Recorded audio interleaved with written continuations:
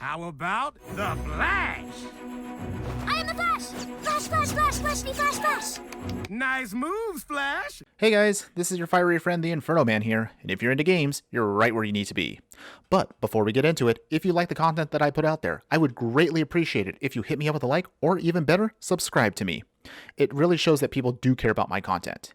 Now, if you have questions, comments, stuff you'd like to see played or discussed, you can @ me on Twitter or chat directly with me as I stream 2 to 3 times a week on Twitch.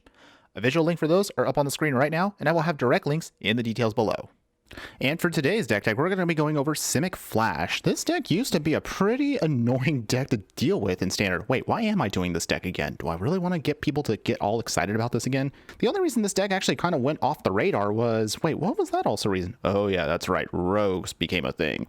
But anyways, this is going to be a budget version. If you're a fan of the tempo style of playing Magic, then this is definitely a deck you want to check out. Also, if you're on a budget, not to worry, we're only utilizing at most 8 rares and only 2 mythics, so it's pretty well within your budget. But before we get into that, here's the breakdown as always. First, we'll cover the creatures in the deck, then we'll cover the non-creature spells, the land base, if applicable, the sideboard. We'll have a match against Sparky to show you how the deck is meant to work, and of course, if you do like this deck, a way to upgrade at the end of the video.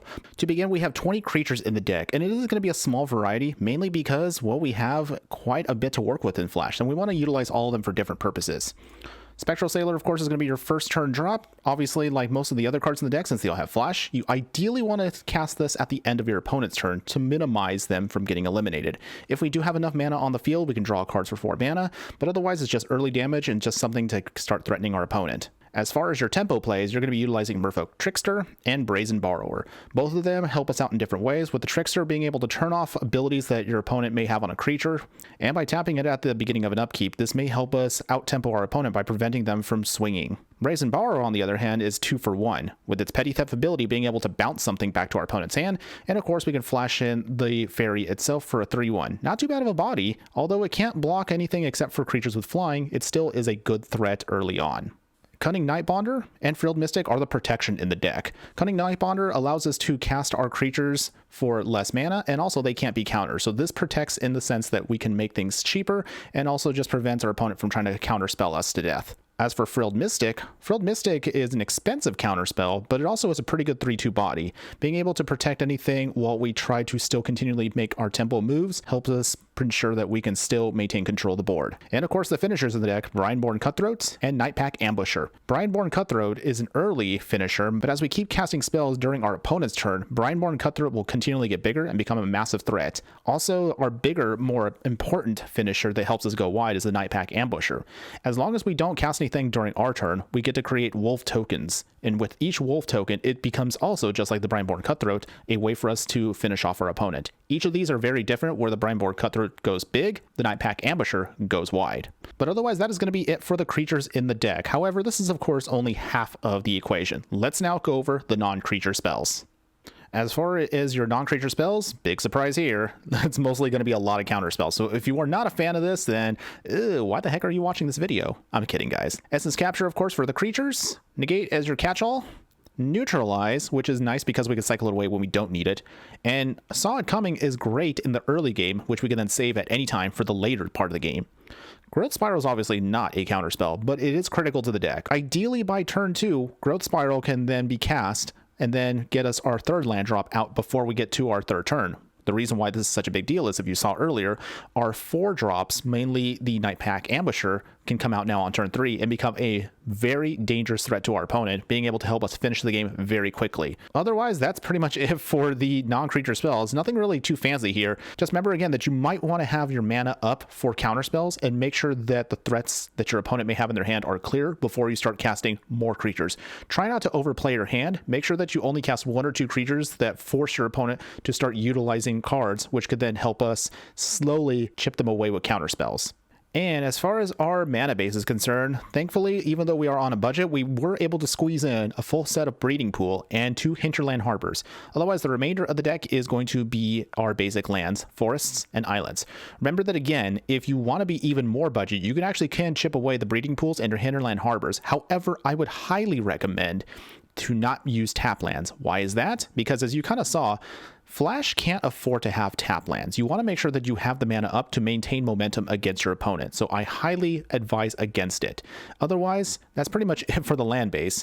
I just, again, want to just point out that for a deck like this, being aggro and being able to maintain lands untapped, so that way you can either counterspell your opponent or throw out creatures at the end of their steps, makes a big difference for this deck. As far as our sideboard plan is concerned, nothing really too fancy here, just another hodgepodge of more specialized cards. Blossoming Defense helps us protect our creatures and gives them hexproof. Aether Gust is actually going to be very helpful right now. Have you seen how many Gruul decks are out there? My goodness. Oh man, it's just getting so annoying to deal with those decks. So Aether Gust here is going to be really good to bring in from the sideboard. Mystic Subdual may look a little interesting here, but hear me out for a second. Being able to turn off your opponent's abilities on a creature is very powerful. Granted, yes, I did kind of put this in when a certain card, Uro, was still a thing. However, there are still other cards out there that you really want to turn off to make your game plan work so much more smoother. So consider this.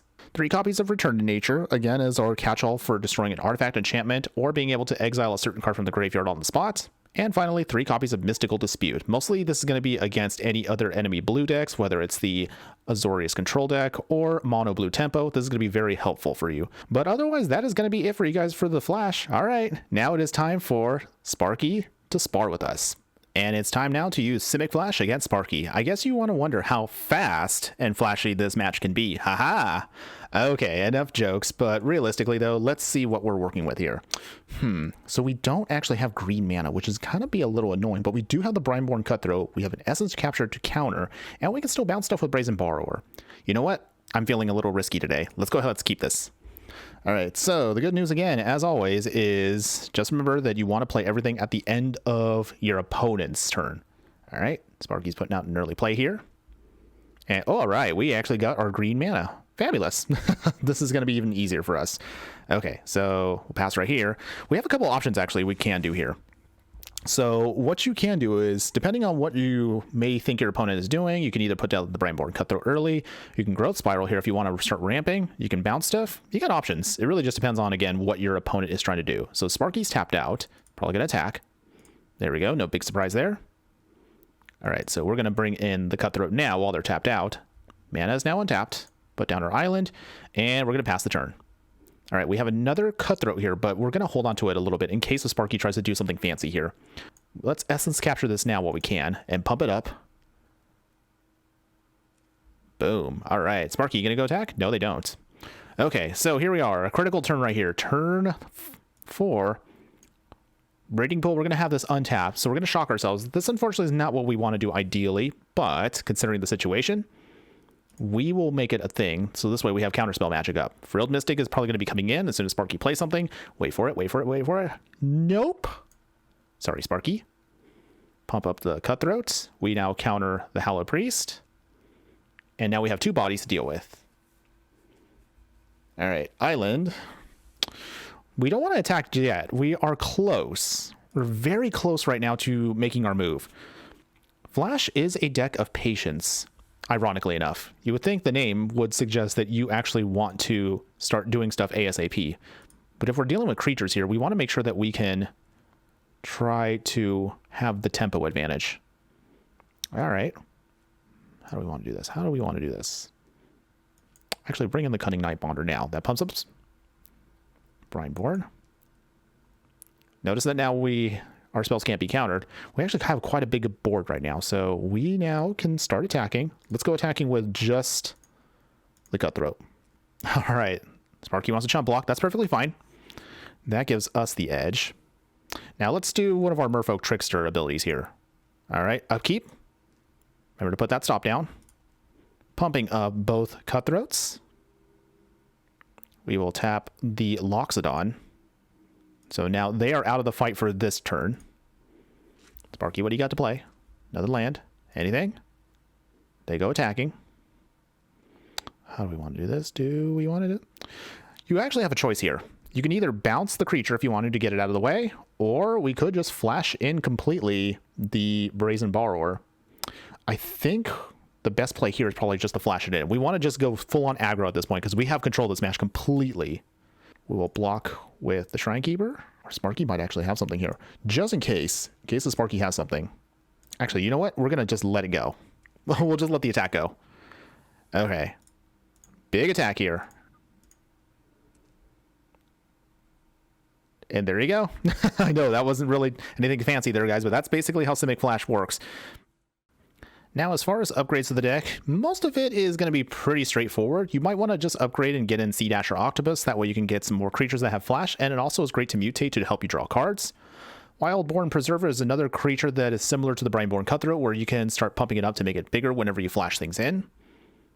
Get more copies of Night Pack Ambusher, so that way you can go wide and just have maybe a couple of these in your sideboard instead. If you want to, however, you could be spicy and you could splash for a third color. Going into a third color for black gives you access to cards such as Thieves Guild Enforcer, Blacklace Paragon, Soaring Thought Thief, Slitherwisp, and Zareth Sand the Trickster. But granted, some people may argue that if you're going to go into black, you might as well just play rogues. But again, that is completely up to you. If you can't afford the mana base for 3 colors, I say why not? However, again, the downside to that is you're going to be shocking yourself quite a bit to get all your colors in line to make sure that you have the mana correct for whatever you're going to cast. Ugh. But again, that is completely up to you guys, however you want to do it. I know, nothing too fancy here, nothing too flashy, if you will. As far as a final solution for you is, if you don't want to do any of this stuff, just upgrade your mana base. And there you have it, everybody. Simic Flash. Real quick, real easy, nothing too fancy, nothing too flashy. Sorry, I'm going to use that dad joke one more time. Can't help it. But otherwise, that is it for you guys. What do you guys think? Is the Flash style of gameplay your favorite style? Do you like tempo? Is this actually something that you used to hate when you played it against it in Standard? Let me know in the comments below. I would love to hear from you guys. But aside from that, thanks again for watching, guys. Be sure to like and subscribe if I helped you out, you learned something, or at least I entertained you. And remember that no matter what you do play in the game of life, always be sure to burn bright. Later.